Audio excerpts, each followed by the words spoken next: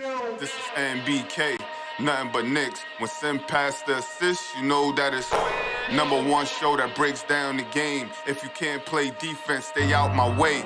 Dribble the ball, come down the lane. 5 seconds on the shot clock, who gon' win us the game? You wanna hear Nick updates and trade rumors? Post-game reviews, this the place you tune in. So tell a friend just to keep the ball moving. Like the page if you feeling the movement. Every game we coming to win. Give us a sub like a player that came off the bench. This is NBK, nothing but Knicks.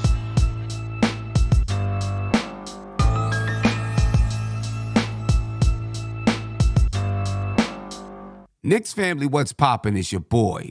Ladies and gentlemen, good afternoon to you. I'm sorry I'm a little bit late, but I was getting some things set up in the background. But tonight, folks, the New York Knicks take on the Boston Celtics in a pretty big basketball game. All right, the Knicks just had a big win over the Cleveland Cavaliers. Right, so you know they're at the beginning of a stretch of games that is brutal, ladies and gentlemen. It's tough. We're gonna see how the Knicks can fare. Tonight is another one of those tough games. The Boston Celtics, they sit on top of the Eastern Conference. We'll see if the Knicks can, pull off a shocker here. All right, Mitchell Robinson out tonight. Evan Fournier's out tonight. Marcus Smart is out for the Boston Celtics. So let's go ahead and break this one down. I got my man Andy in the building. We're going to talk about these starting lineups and so on and so forth. Andy, what's popping with you, brother? How you feeling? What up, Sim? Happy to be back. A little bit better. I had some health issues, so I'm glad to be back finally without my sinus stuck and blown up. So I'm cool. I hope I sound fine. Nah, you sound great, man. Listen, it's been getting everybody, including myself. Yeah, it's been getting everybody. Yeah. So tonight, first, let me ask you this: people can see the projected starting lineups on the screen. We'll talk about that, but Evan Fournier is out for personal reasons. Do you read anything into that? Nah, Sim. I think it's still about the son that he and his wife had 2 days ago, 3 days ago. So I think it's still that. And listen, if your wife said, "Listen, you ain't gonna be playing that many minutes, so just stay with the kid home," so I think he's gonna listen this time, right? So Yeah, no doubt about that. He's going to listen to that. But, I mean, I don't think it's anticipated that the Knicks will need Evan Fournier's services tonight because, their bench seems to be full. But in the event that, let's say, somebody gets hurt or there's foul trouble, early foul trouble, is he going to Derrick Rose or is he going to Cam Reddish? I think it's going to be D Rose. And Sim, just when you said that, I was like, listen, Fournier had great games versus the Celtics too. Right. But, Right. I think, I think it's all about the kid. And I think it's going to be D Rose off the bench before Cam. I think Cam is, only time he's going to wear a jersey is going to be in warm-ups and for the national anthem. I think that's it for him. Yeah, I agree with you. And, of course, the Knicks are just a couple of weeks away. Well, the NBA is just a couple of weeks away from the trade deadline, and there's all kinds of, there's trade rumors out there. I read something earlier, a tweet, and I'm not sure of the validity of the tweet, so I'm not even going to say who it was or, how true it may or may not be. But I read a tweet that said the Knicks have offered up 2 first-round draft picks, unprotected first-round draft picks, and Obi Toppin as a starting point for OG Anunoby. I would do that deal. Would you do that deal? I would, Sim. If one of those picks was, protected or one of the other team's picks, that I would be more happy. But let's not kid ourselves. Sim, OG Anunoby, even though he's a little bit injury prone, I think it still makes this team way, way better than having Obi Toppin. No, that's without a doubt. That's without a doubt. It makes the team way better. I don't know. Again, I don't know the validity of that report. Was It's just something that I read. Yeah, and there were also rumors that the Raptors were asking for 2 first-round picks, and then one team threw 3 first-round picks, and there was a asking question, who was the team, and it clearly could be the Knicks or the Thunder, right? Because we have so many first-round picks, so seemed like that. But then again, Masai Ujiri isn't a new GM to this game. I think the protections and unprotected picks are totally different things. That's why he's looking for unprotected picks. Right. Yeah. Totally different things. You know what I mean? And I would want unprotected picks too, because you're guaranteed to get those picks. If they're protected picks, you're not guaranteed. They could turn into second round picks or whatever it is.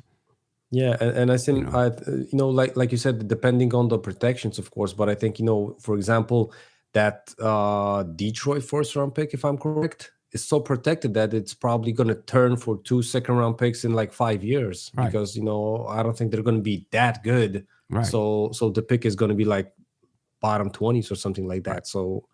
So I think that's just a pick on the paper, but we're never gonna cash in that pick. Never cash it in. Yeah. So tonight, again, I read out from the 12:30 NBA injury report that, of course, Mitchell Robinson is out for the Knicks, Evan Fournier is out for the Knicks, and Marcus Smart is out for the Boston Celtics. Now, I seen someone say in the chat that Jaylen Brown might be out. As far as, per the 12:30 report, Jaylen Brown was not out. We'll see if that changes with the 1:30 report. So as soon as that's posted, I'll update you. Have you heard anything about Jaylen Brown being out for tonight? Not me, Sim. I didn't, follow the Celtics last couple of games actually, and I'm surprised. I just know that they had Robert Williams back, and I see you got Blake Griffin on the lineup. I wonder if that's the case, because, like I said, I didn't watch any of the last like 5 games, and basically I try to do that so I know what I'm talking about. Right. But I'm not gonna kid you that I didn't watch the Celtics. Yeah, and you know what? Robert Williams may be starting tonight. Just looking back at the last at the last few games, it's been Blake Griffin, but obviously Williams could be could have been out. You know what I mean? Yeah. So he probably is starting tonight, because it doesn't show that he's out tonight. Marcus Smart is out. Obviously, Danilo Gallinari is out, and I can update that. Make sure it's correct. So he probably is starting tonight. For the Knicks, of course, we got Jalen Brunson, Quentin Grimes, R.J. Barrett, Julius Randle, Jericho Sims. Then you got Derek Wright, because Marcus Smart is out. Jaylen Brown, Jason Tatum, Al Horford, and probably Robert Williams instead of Blake Griffin. So just from the outset, obviously, we know the Celtics well. But your thoughts about these matchups here, and then we'll start to break down some individual matchups. Yes, Em, I was thinking if you're going to put in White at the point guard, or it might be Malcolm Brogdon, right? It might be Malcolm Brogdon. It could be Malcolm Brogdon. He's so solid also, fundamentally sound, that they might try to go with him versus Brunson. It's and I think that would be a good. Yeah, go ahead.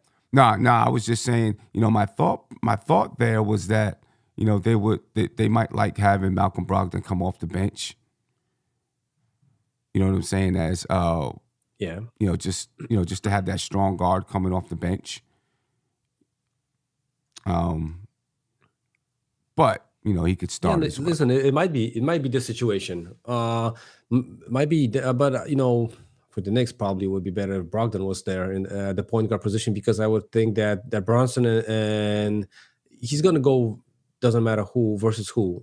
It's going to be White or Brogdon. Definitely right. Jalen Brunson is going to guard that guy, because he's not going to be matched up with Brown or with Tatum on the defensive end. That's a huge disadvantage. So So and that's not going to happen. So he's going to defend White or Brogdon. And I think the matchups that you have starting lineups. I think Grimes is going to be playing versus Tatum at the beginning, and Barrett is going to be playing versus Brown if Brown is going to be starting. And why do I say that, Sim? I think that they don't want to throw RJ on Tatum from the first minute. I think they're going to see how Grimes does versus him, and if that's going to be a problem, they might look to switch it up. But Oh, I'm not sure that that's going to be the case, even in the first half. so hold So so you're saying you think it would be Grimes Grimes on Tatum, on Tatum and then yeah. who on Brown? It's going to be RJ, Oh, you think RJ on Brown? Okay, yeah. Yeah, okay, because Brown, he's a good scorer, but I think he scores more like late in the game and stuff like that. right. And I think that's going to be the issue later in the game. I think Tibbs wants to start really good, so we're not digging ourselves out of a hole throughout the whole game, because I just have it burned into my mind that Tibbs says, oh, we just went down and it's hard to come back playing the game from behind the whole game and stuff like that. I just hear Tibbs's voice saying those words. So so I'd How rather tall? How tall is Tatum. Well, Tatum I know was like 6'8". How tall is Brown? Yeah. Oh, I think they're literally almost the same height. They're like, so.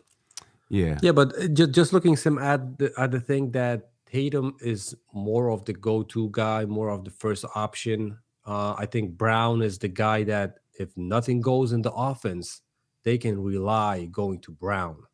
But Tatum right. is like their first offensive option. Yeah, So yeah, he's definitely their first option. That's yeah, that's not a yeah, doubt. Um, I could see that. I could see that being the case. Is this the first time that we would have seen Quentin Grimes matching up against the Celtics? Because I don't think he was there the first time this season. I think he yeah. was I out don't because they played recall. early. Yeah, They played early, and the Knicks got demolished early by the Celtics. It was like 133 to 118 or something like that, right? This might be the first time that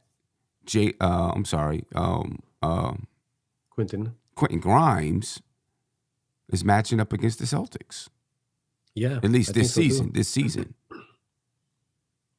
I don't recall him matching up against the Celtics earlier this season. I believe he was out. Pretty positive he was out. Either way, even if he was playing, he wasn't playing at the level that he's playing now.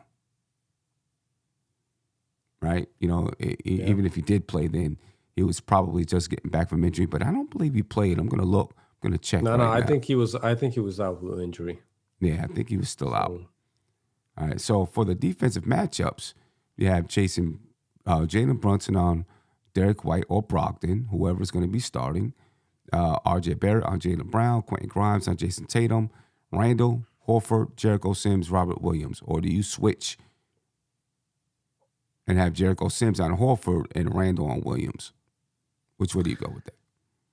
I think I would stick with Williams and Sims, because Horford is going to stretch the floor, True. and that's not a positive thing for Julius Randle, because he hates going to the 3-point line to defend guys. Right. But I think you also don't want to make him battle for the rebounds with a center from the first minute. So we might see Tibbs using a smaller lineup with Obi and Randall, but Mm-hmm. that's going to be the case only if our big men are in foul trouble. Because I think if we had Mitch versus Williams, that would be like a clone matchup, right? Both lengthy, high octane guys on the boards and stuff like that. Meanwhile, now we might have a problem on the glass versus the Celtics. Even they got long guys. Horford is such an underrated rebounder. He Right. he might not show it in box scores, but he's gonna box you out. Right. So that might be a problem for the Knicks tonight. The rebounding battles too. Yeah, this is going to be a battle tonight because the Celtics, we already know they're a great defensive team. You know what I mean? And now, they really have turned it up offensively. And of course the Knicks are trying to be where the Celtics are, but man, this is a tough matchup. In years past, I've always felt like the Knicks matched up well against the Celtics. I still think they match up well, but I am a little nervous about this year's Celtics team. They just seem to be in a nice groove. You know what I mean? Yeah. And they've lost their last 2 games, but they seem to be in a nice groove, comfortable with who they are and how they should play. You know what I'm saying? And the Knicks are still figuring that out, I think. No, definitely. Right? Yeah, they're not as comfortable with who they are and how they should be playing. Still figuring that out. People hope that Julius Randle's older than both of those guys, but people, hope that Randle and RJ can be like Jason Tatum and Jaylen Brown. You know what I'm saying? They're both, a notch below those guys. Randle, a notch below those guys. RJ Barrett probably 1 or 2 or 3 notches below those guys. You know what I mean? But when you look at the lineups here, okay, so you got Brown and Tatum, RJ and Randle. Hopefully RJ can play, to a high level, and Randle continues to play the way he's playing, to try to offset Tatum and Brown. But then you got Jalen Brunson, right? Who, Marcus Smart would probably, if he played, he would most likely defend Jalen Brunson, and that would be tough for Jalen Brunson. But now you got White and Brogdon, and I feel like Jalen Brunson should be able to, he hasn't been playing well lately. He might be able to get back to playing high level back. I don't want to say he's not playing high level, but shooting the ball efficiently tonight. Yeah, and Sim, I think this is a common demeanor for Brunson's, not that good games. I'm not going to say bad games. I'm going to say not that good games. When they put the best wing defender on him, his lack of size compared to that player makes it really hard for him. Right. He has great footwork, and awareness in the paint on the offensive end. Right. But Sim, it's like if you're playing every game, every day versus, a guy that's 5 inches higher, it's really hard, right? So it's not like an inch or 2. 5 inches is like, it's a tremendous difference. And those guys can, we see him do his thing in the paint, but still, I think it's way harder for him than playing a guy versus, those smaller guards. And today, playing versus White, he's still gonna get, White is still bigger than Brunson, Brogdon too, right? But I think he can at least work with the speed versus those guys and stuff like that. Okoro is a tremendous defender last game, and that's why we saw Brunson not scoring that much. But what I love in those games that Brunson's not scoring that much, that he doesn't try to shoot that many shots. He realizes that he won't be able to score efficiently, and sometimes he pumps the brakes on himself. Right. I'm not saying that's every game because sometimes he's like, okay, this one's gonna fall, this one's gonna fall, and we saw a game that in the second half he was like 1 for 4 for 3, and then he made like 2 in a row, and he finished up with 3 for 6 all from the 3-point line, right? But we didn't see Brunson be like 1 for 9 from somewhere. We saw Julius, we saw RJ had those games. It's going to be one game from Jalen like in a half season, like with that kind of a lower efficiency on the shooting end, right? So I just love how he's that floor general that can control himself too. Yeah, and he's going to be a major key. Shout out to Nas, a major key. But he's going to be a major key tonight Obviously, he's a major key every night. You know what I'm saying? Every night that the Knicks play. But I think tonight, with Randall and RJ and Jason Tatum and Jaylen Brown, he could be that third guy that maybe the Celtics, I don't want to say don't have, because they have enough guys that can step up. Right? Malcolm Brogdon has been a guy that's averaged 20 points per game, so he can obviously step up. You know what I mean? But he could be that third guy that maybe the Celtics don't get to step up tonight. And swings it the Knicks way. You know what I mean? Depending on the way the game goes, but obviously with Jaylen Brown and Jason Tatum out there, those guys can go for 40 at any given time.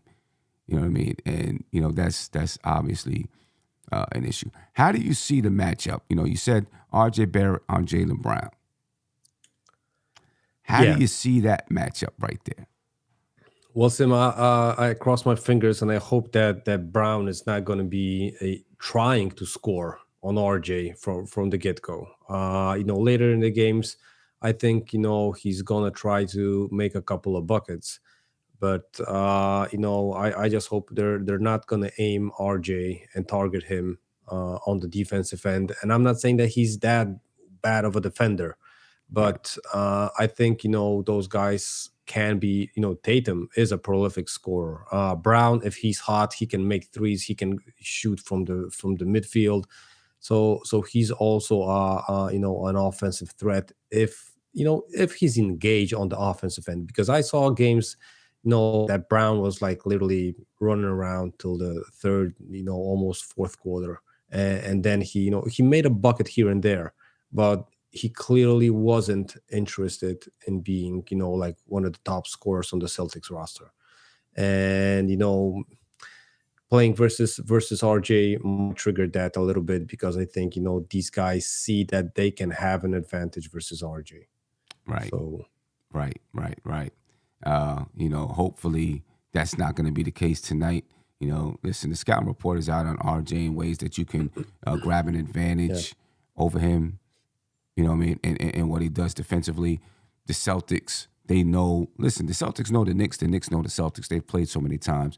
And, with the Knicks finally having some stability, when you look at this lineup here, it's R.J. Barrett and Julius Randle, right? That have consistently played against the Celtics.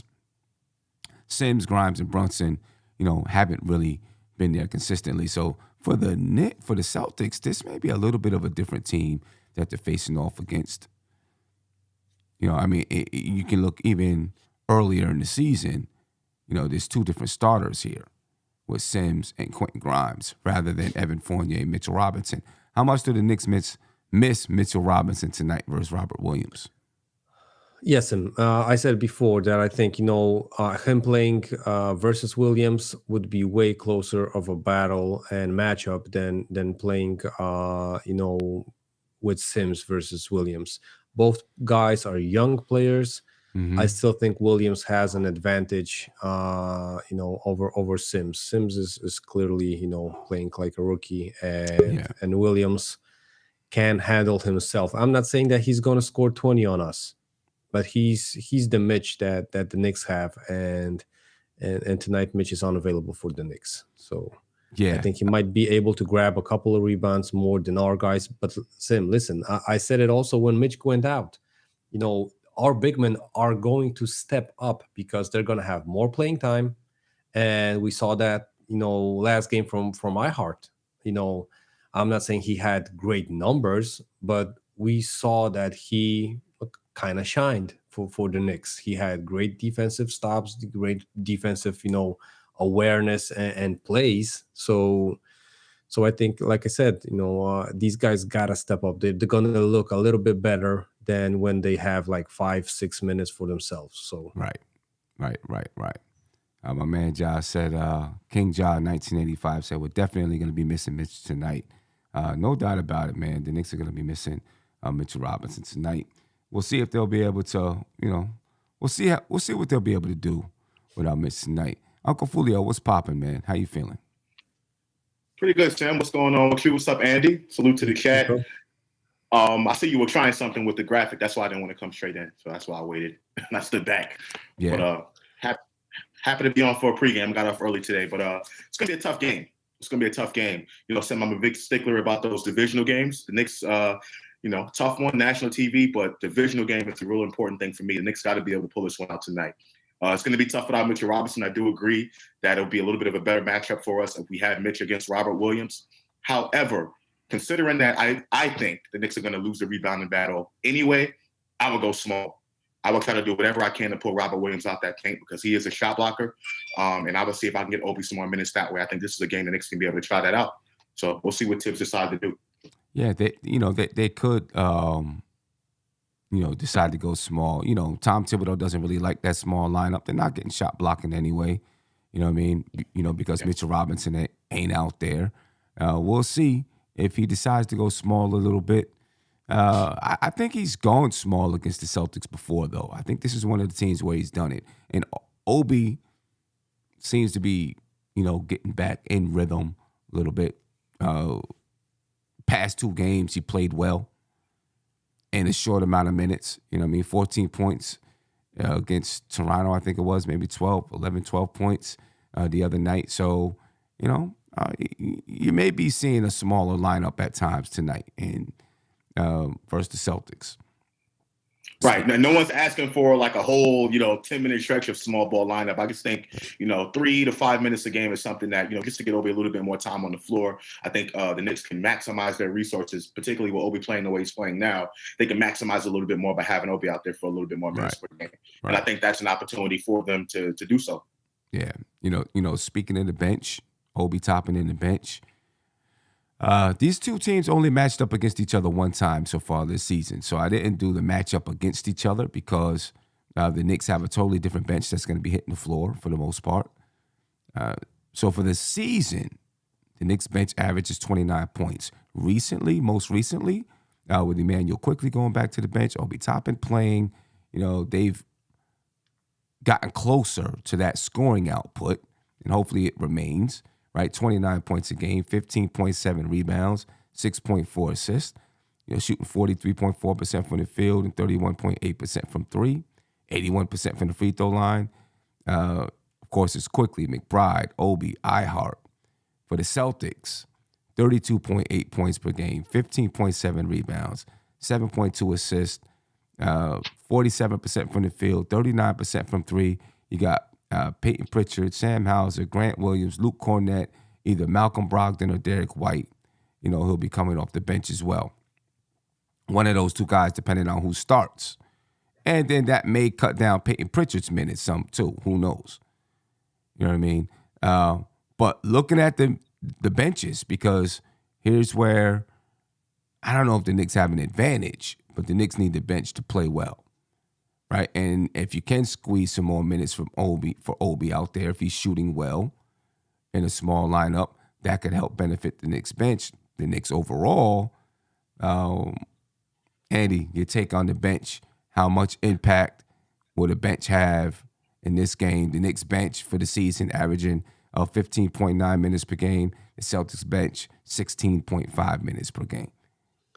Yes, and what I would do is like Josh said, play a little bit more of a small ball, or even if not that way, I would play Obi a little bit more because I don't see a guy that can run with him, either on the starters or on the bench. Grant Williams, cool power forward. He can defend the 3, the 4, even sometimes the 5, but he can't run. So, not to mention Luke Cornett. So if Obi's going to leak, this game might be the game that he might have like 3-4 easy dunks on the offensive end. And, on the defense, Grant, he can shoot a 3 here and there. Cornett, the same thing. But those guys are not offensive threats. So you're going to be able to hide Obi a little bit more than versus other, teams. So I think, Obi, if there's a game that you can, slip him a couple extra minutes, this might be the game. Yeah. Josh, your thoughts? The benches.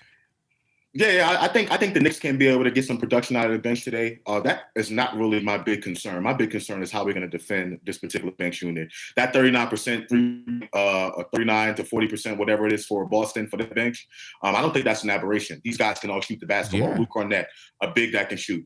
Pritchard, he can shoot. They got players, and then either Brogdon or Devin White, Devin White, whoever it is, off that bench, they can shoot the basketball. So the Knicks got to be able to defend these guys. My big concern is that I think offensively, we can do some things, put RJ in that second unit, get him some minutes with them. But my thing is, can the Knicks be able to defend these guys? And that's going to be a big test for us, guarding that 3-point line from a bench perspective. Yeah, no doubt. Quickly McBride, I'm not worried about them. Hartenstein, be a little bit concerned about, them guarding that 3-point line. You probably have RJ out there running with that group as well, but definitely Hartenstein, I'd be concerned about them guarding that 3-point line because all of them can shoot it. All of them can shoot it for the most part. And that could be, and if Malcolm Brogdon is on the bench instead of Derek White, Malcolm Brogdon can shoot it. You know what I'm saying? So that's definitely a scary proposition right there for the Knicks. They got to be able to defend, cover that 3-point line. If not, you'll see a quick hook for those guys. People will get mad about it, but you'll see a quick hook. You know what I mean? But, the Knicks bench, the Knicks going to need the bench tonight. I think on both ends to score the basketball as well as to, because you got two, monster guys in Jason Tatum and Jaylen Brown in the starting unit. Yeah, the Knicks got, 3 guys that can give you 20 or 30 points. You know what I mean? But those 2 guys can, explode, like really, really explode at any minute. And I think the bench, bench production, scoring and defensively is going to be a key tonight for the Knicks to be successful or be competitive in this basketball game. I think the Knicks can win. I do. It's tough. They got to play a really, really good basketball game. I do think they match up well physically. You know what I'm saying? Do they have the chops to get it done? Can they close if it's a tight game? That's going to be another question there. You know what I'm saying? Jason Tatum and Jaylen Brown, those guys are closers, especially Jason Tatum. Can the Knicks close along with these guys? That's going to be another question, to look out for. But, the Knicks are going to be up for the battle, without a doubt. Without a doubt, they're going to be up for the battle. We're going to look at the team comparison in just a second. Let me get my video right, and I'll get right back to it. Here we go. All right. Again, I did this. I didn't do versus each other because they've only played one game, and it was really, really early in the season. You know what I mean? So I did what they look like for the season. In that one game, the Knicks lost 133 to 118. Right? But there's I don't want to say a whole slew of different players playing, but Derrick Rose ain't playing for the Knicks. Evan Fournier's not playing.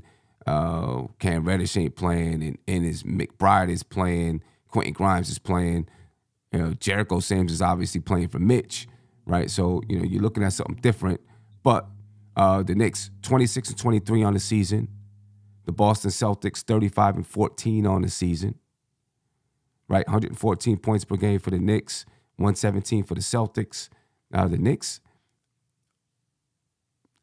are a better rebounding team on paper. Obviously, Mitchell Robinson is out, so offensively, they're not going to grab the same offensive rebounds. But Julius Randle's been on a tear on the boards, though, lately. He's been really gobbling up rebounds. Hopefully, he continues that tonight.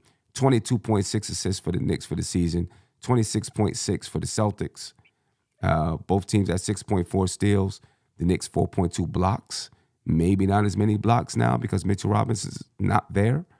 12 turnovers for the Knicks, 13 for the Celtics. Here's where the big difference is in your scoring output and probably your record.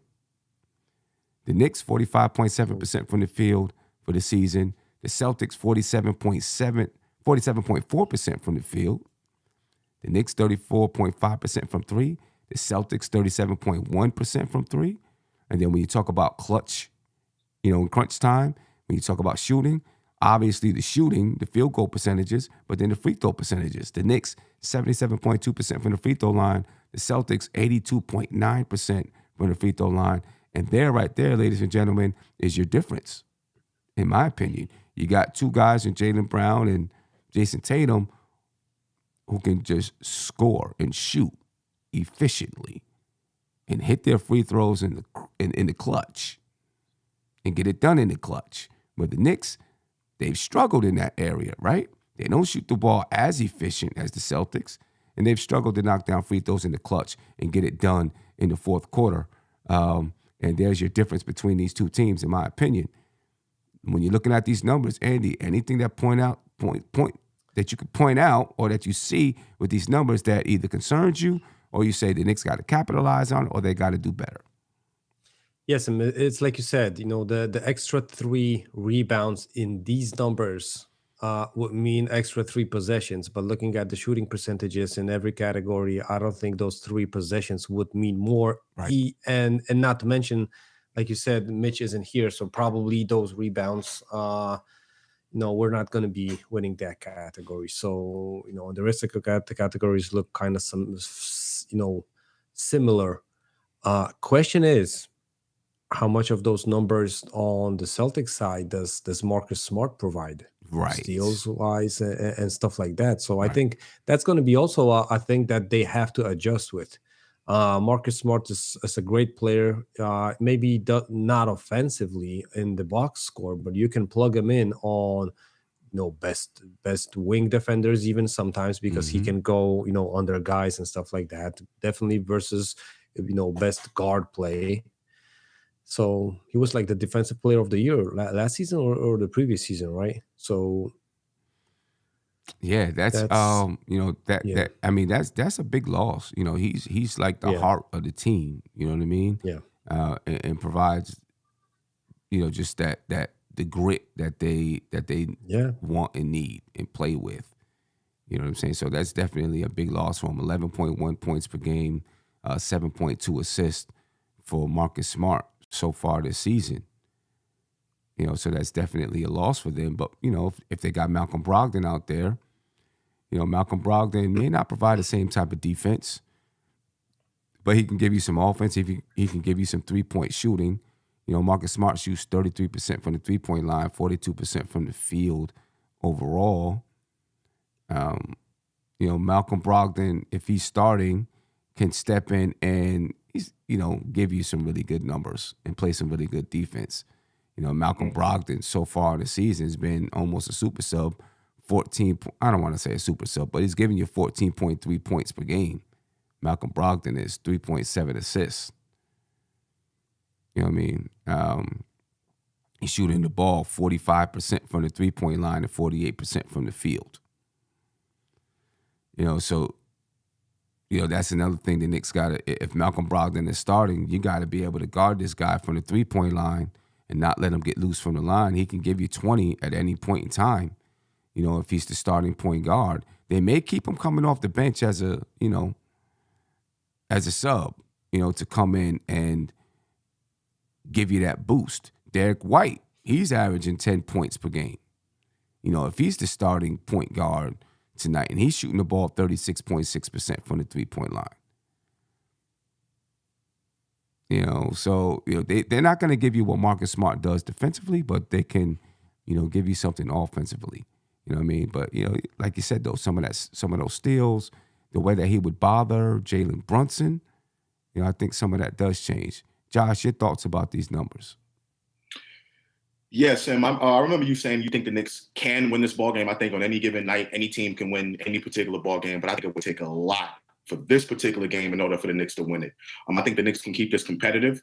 If it's going to take some things for that to happen. But as far as winning the ball game, it's going to take a hell of a lot, right? The Celtics have to be able to miss shots. They have to, be off their game as far as that's concerned. The field goal percentage, 3-point percentage. I do think they will miss Marcus Smart, his ability to defend Jalen Brunson, because that's who's most likely going to be able to guard. But let's not forget, Malcolm Brogdon is also a really good defender. Really good defender who can shoot it from the outside. Maybe not on Marcus Smart's level, but he can frustrate Jalen Brunson, I think. So I think it's going to take a lot for the Knicks to win this ball game. Those numbers, they stand out to you. That's the reason why they have the record that they have.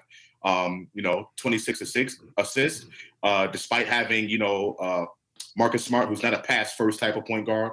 I just think this is a tough team that we're playing today. It's going to take a lot. The Knicks really have to lock in and play a near perfect game in order to pull this one out. Yeah, I mean, I agree. They're a tough team. The Knicks split with them last year. They've only played them once this season. I think that, I think the Knicks can lock in. They had to lock in against Cleveland. And, we were on the Queen's Court, and Big Freezy was like, so you think they can just all of a sudden come in, play good defense? I was like, actually, I do think they can. You know what I'm saying? They gotta buckle down and do it, but they did it. They came in, they played really good defense against Cleveland. Hopefully that trend continues tonight. You know what I'm saying? And we'll see, I guess, but I think the Knicks can match up well enough to be able to, threaten these guys tonight. Sim, I do want to add, I know we will be missing Mitchell Robinson, what he brings for us defensively in the paint and for rebounding. But here's what I think. Again, this is Jericho Sims, and this is what an underrated part of Jericho Sims' game. I think he defends on the perimeter a little bit better, right? I think he defends on the perimeter. So whether he's guarding, Horford, or whether they put Randall on Williams, or however the Knicks decide to do it, if it is Horford, I think Sims will have a better chance defending Horford than Mitchell Robinson will from a perimeter perspective, and defending the pick and roll. So I think that's one place where we could say, hesitantly that, it's kind of okay that we don't have Mitchell Robinson, but regardless, it's going to be a tough game. You think he guards the perimeter better? Yes, I don't think he guards the pick and roll better, and I'm not sure he guard. Maybe they guard the perimeter about the same, but I like Mitchell Robinson's length in the pick and roll because he can get back and kind of play like the linebacker spot, in that pick and roll and kind of point and say, okay, we're going here, we're going there, because he has long enough arms to recover, and I feel like Jericho Sims hurts in that aspect. I think Jericho Sims is smarter.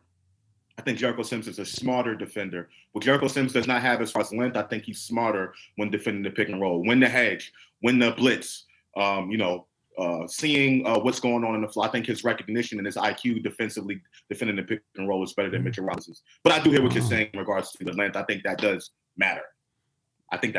Absolutely. Yeah. I don't know. I'm not sure. I think he is. I mean, I think he's decent enough. I'm just not sure in that aspect.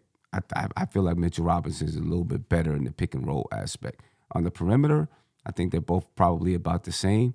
Now, what I do like is that he's a big body, right? And Robert Williams and Al Horford both have big bodies, and I feel like Jericho Sims can command the space a little bit better with those guys. So I do like him out there for those purposes. Obviously, he's not going to give you the shot blocking that Mitchell Robinson can give you, you know what I mean? But, his ability to bang around with those guys, I think, will definitely be a factor tonight, in my opinion.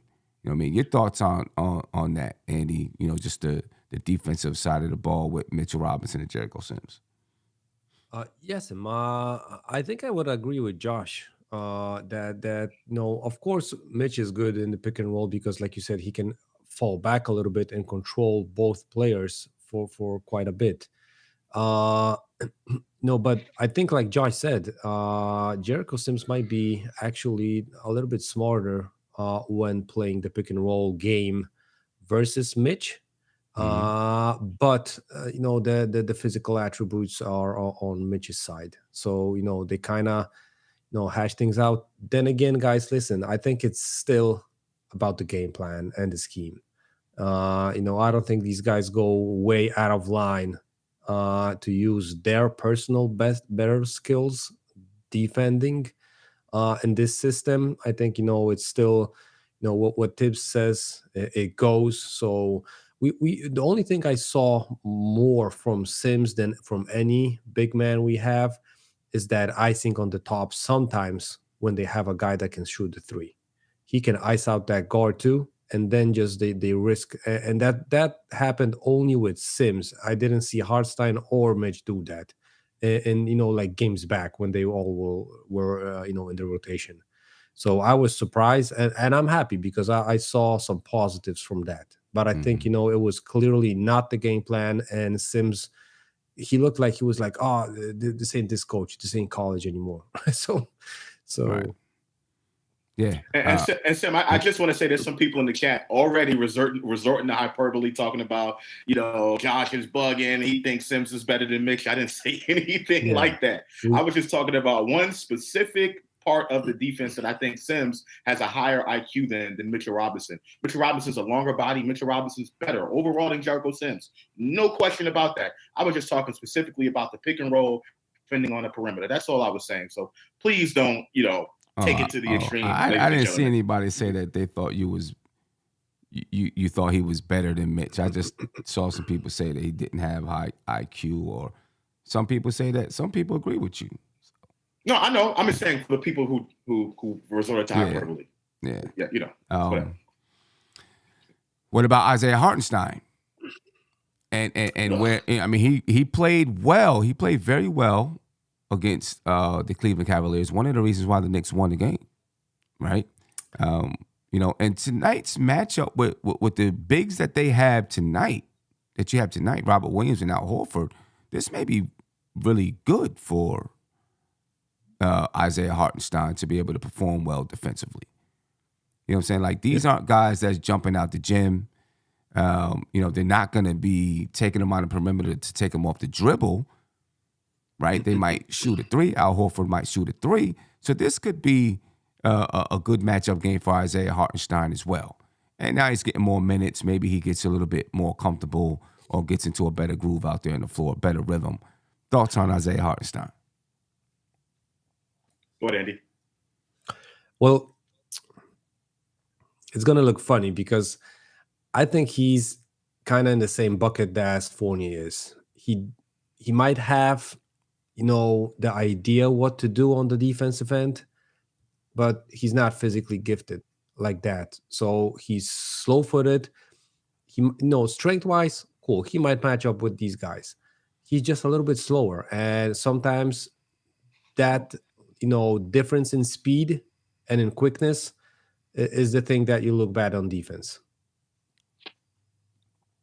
Right. But see, tonight, I don't think he has to worry about that tonight. Yeah, that's why, but Sim, the same thing was with versus the Cavs. Jared Allen isn't the fastest guy. Right. He's just long and, and stuff like that. But, he still looked good playing versus the Cavs. Right. So, okay. All right. Josh, can he continue his good play tonight? I would hope so, Sam. We're going to need him.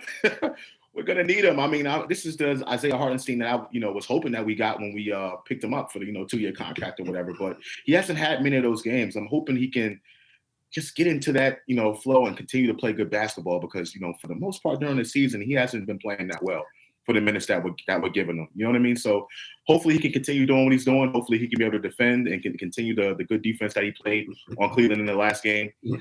But, it's just hasn't been there for Hartenstein this season. So hopefully he's able to do that. But I haven't seen much from him outside of the Cleveland game, a few games early in the season where he was able to, give us anything defensively. So we'll see.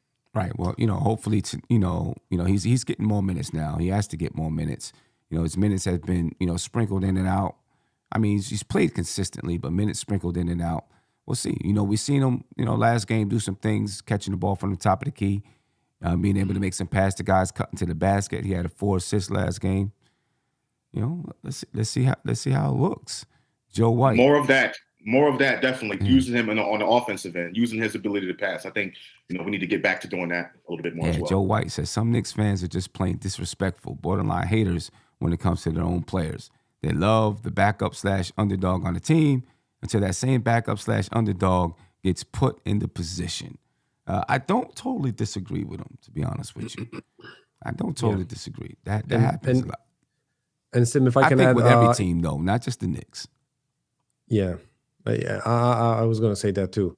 But Sim, if I can add only one thing on Hartenstein, I think he's one of the players that needs more minutes to show his rhythm and value on the court. Right. He's not a microwave guy that's just going to come right in and boom. He probably, needs to play a little bit. Paris Duggar, we spoke about this a little bit earlier, talking about OG, not RJ. He said, I'm starting to feel, thank you for the super chat, by the way, he said, I'm starting to feel an RJ for OG blockbuster coming. I mean, I haven't heard any rumors about RJ being in any kind of OG trade. I read the one thing that I mentioned earlier. The Knicks offered up, and again, I don't know the validity of the source, but offered up, 2 unprotected first round picks and Obi as a starting point in negotiations. So if that's the case, we will. Who knows? Maybe OG ends up a New York Knick. Who knows? Anyway, any predictions for tonight's game? Josh, I'll start with you. Yeah, I'm not confident about this game at all. National TV, Knicks haven't been doing that well divisional games, period. First game against Boston, we gave a record amount of threes or something like that. I forget what the number was or something like that. But I'm not confident about this game tonight. I think the Knicks drop them. Okay. Andy? Last time I said to him that, I don't expect the Knicks to win, but I'm going to say by 1 point, and they lost. so I'm not sure how to go, with this one. I would love them to win, that's for sure. And I think that the Knicks might pull this one out because I think that the Celtics are going to miss Marcus Smart bad in crunch time versus are there's going to be Brunson or even Julius.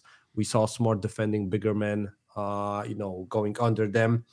That might be the thing that triggers Julius. If Smart isn't on the floor, it might be a blessing in disguise for the Knicks.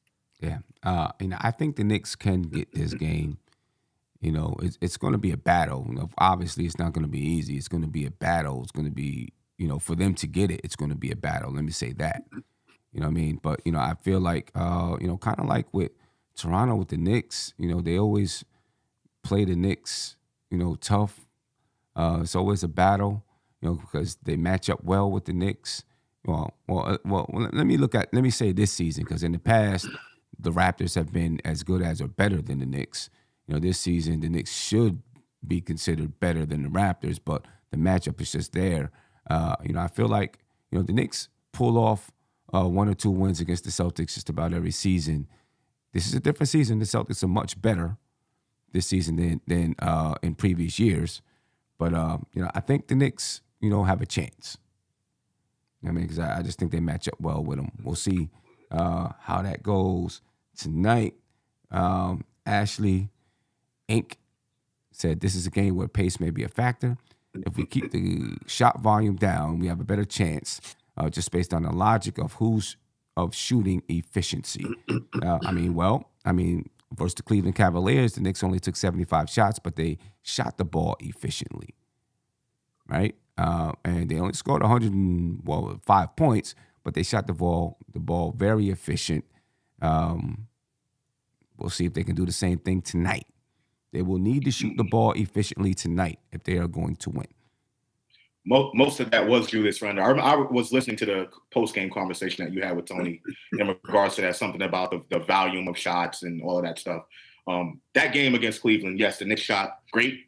Most of it was Julius Randle taking those long 3-point shots, and he was hot. He was hitting them. I just have never been confident that Julius Randle can consistently play that style of basketball and shoot that great consistently. So if Julius Randle can do it again, most people don't shoot 8 for 12, but he's been shooting the ball good from 3 this season. But most people don't shoot 8 for 12. Well, yeah, but it's the he shot 8 for 12. He was hitting it, But I just don't feel like Julius Randle, with the style of threes that he does takes, from behind the line, isolation kind of, that it's going to be, able to keep up. You know what I mean? So if Julius Randle can do it again tonight, cool, I'll take it. I'll gladly take it. But, I think most of that good shooting average was Julius Randle, 8 for 12, like you said. Yeah, I don't expect Julius Randle's going to go 8 for 12 from the 3-point line. But, RJ Barrett was 3 for 5. Obi Toppin was 2 for 3. Emmanuel Quickly was 1 for 2. Quentin Grimes he was only 2 for 7, but he made 2. So there were some other guys shooting it. The Knicks took 33 threes. Randle took 12 of them. So, there were, a bunch of other guys, that made some threes as well. The Knicks were 37 for 75. from the field. They shot 49%. If they can shoot, if they can shoot the ball well, they don't got to shoot 50% from the 3-point line, I don't think. What I mean? But if they can shoot the ball well, shoot 38 to 40% from the 3-point line, but play some really good defense, they'll give themselves a chance. The last time that the Knicks played the Celtics, though, they shot, they only scored 100. They scored 118. They gave up 133. They shot well that game, I believe, as well. It's just Boston was shooting lights out, I believe, if I'm not mistaken. Yeah, I mean, they took 90 shots. They shot 51% from the field. They shot 40% from the 3-point line. The Celtics, that's right. The Celtics took 51 threes and made 27. That was the game where people were talking about the 3-point shooting. I remember that. And, they came out and said, if the opposing team is going to make the same amount of threes that you take, because the Celtics were 27 for 51, the Knicks were 11 for 27. They were hot all over the place. Everybody. Jaylen Brown had 30 points. He was 52% from the field, 54% from three. Jason Tatum, 47% from the field, 46% from three for 26 points. Marcus Smart was 3 for 5 from the 3-point line. Grant Williams was 2 for 4 from the 3-point line. Derek White 1 for 2. Sam Hauser 5 for 8. Malcolm Brogdon was 2 for 5. Everybody in their lineup that shot a 3 was 40% or better. Noah Vonleh was 1 for 1. Forgot about Sam Hauser off that bench. Another 3-point shooter off that bench. Yeah. Noah Vonleh was 1 for 1 in that game. So if they shoot like that again, then you ain't winning the game. If they shoot like that, you're not winning. That's for sure. You know what I mean? But ladies and gentlemen, I'm gonna head out. I will be doing a post-game show tonight. I'm not sure if it's gonna be late or not. I'm actually going to Maryland versus Michigan women's basketball game. Maryland is ranked 11th. Michigan is ranked 13th. Should be a really, really good basketball game. Starts at 6:30, so I'll be trying to catch the Knicks and that at the same time.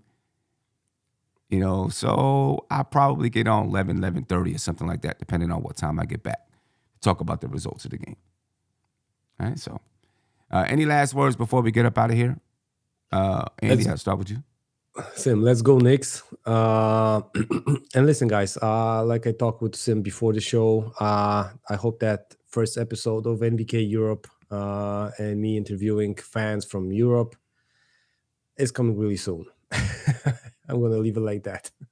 Yes, sir. Yes, sir. Be on the lookout.